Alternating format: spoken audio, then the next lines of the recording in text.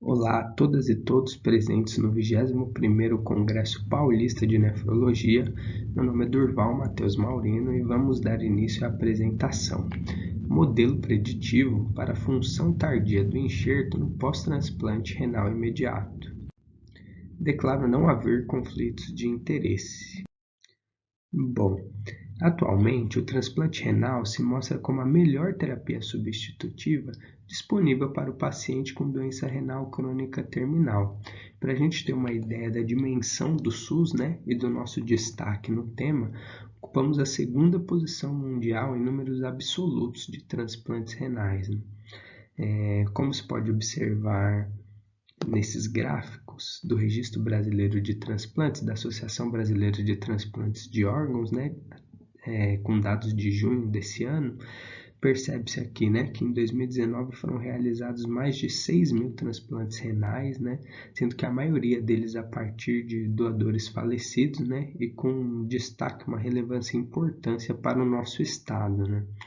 Bom, quando o transplante é realizado a partir desse tipo de doador, tem-se um espectro de evoluções que variam desde um quadro de anúria com creatinina elevada até um pleno funcionamento da enxertia. Assim, tem-se a função tardia do enxerto, um quadro fisiopatológico permeado por lesões de isquemia-reperfusão, em que há necessidade de terapia dialítica nos primeiros 7 dias pós-transplante. E são escassos os estudos nacionais acerca dessa temática. Os poucos existentes apontam incidências na faixa entre 54% e 71%. Bom, nosso estudo objetivou então a criação de um modelo preditivo para a ocorrência da função tardia do enxerto, procurando minimizar o risco de ocorrência desse desfecho, facilitando o manejo clínico de pacientes que porventura venham a desenvolvê-lo, com a identificação dos principais fatores contribuintes. Com relação aos materiais e métodos, trata-se então de um estudo retrospectivo com um N amostral de 1.007 casos, com um levantamento inicial de 38 variáveis, das quais 10 tiveram uma significância estatística, com uma coleta de dados a partir dos registros de internação de prontuários físicos e eletrônicos do sistema Data Transplantes. Bom, e o destaque fica para a utilização do Machine Learning, essa ferramenta derivada da inteligência artificial que permite significativos avanços no campo da pesquisa científica, pois é capaz de gerar algoritmos inteligentes, que predizem eventos futuros a partir de uma base de dados bem definida e é capaz de se retroalimentar. Além de já evidenciar os principais fatores de riscos relacionados a um desfecho, como faz a estatística convencional. Por meio dessas imagens tiradas do livro Tidying Modeling with R, percebe-se o grande enfoque que é dado ao processamento de dados, através de diversos modelos estatísticos não convencionais.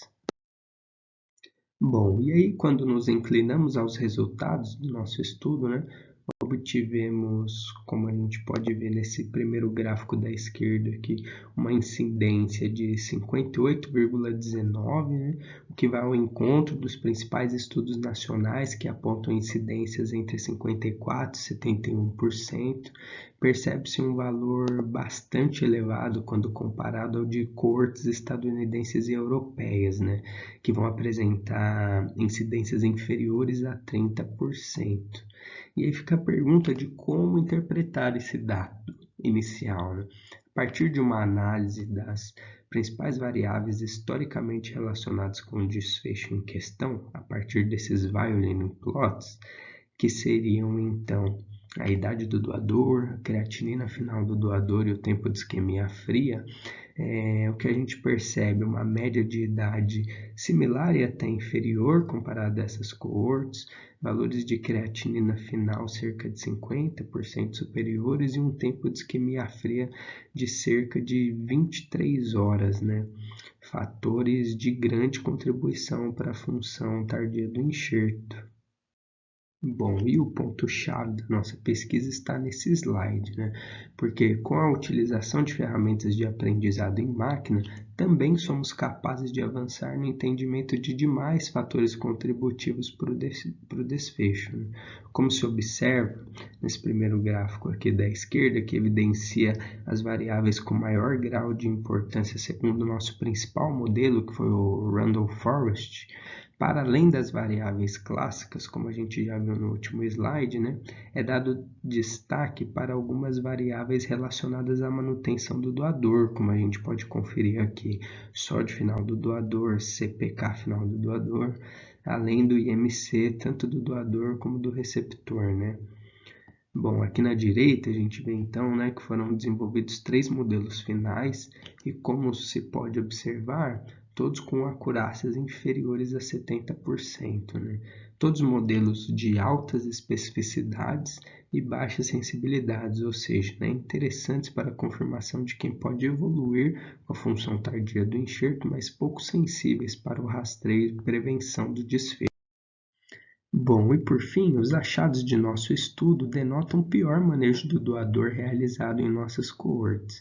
Percebe-se a dificuldade de predição do desfecho em questão, né? Tanto pela escassez de estudos quanto pelos valores encontrados, né? Sendo que o nosso principal modelo, por exemplo, apesar de uma alta especificidade, né, obteve uma acurácia de cerca de 60%.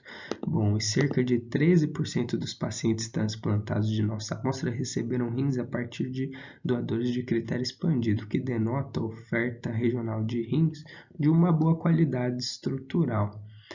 Nosso estudo dá um destaque, né, para variáveis não tradicionais e pouco exploradas como possíveis preditoras, o que revela o papel fundamental que deve ser dado ao cuidado de manutenção dos potenciais doadores.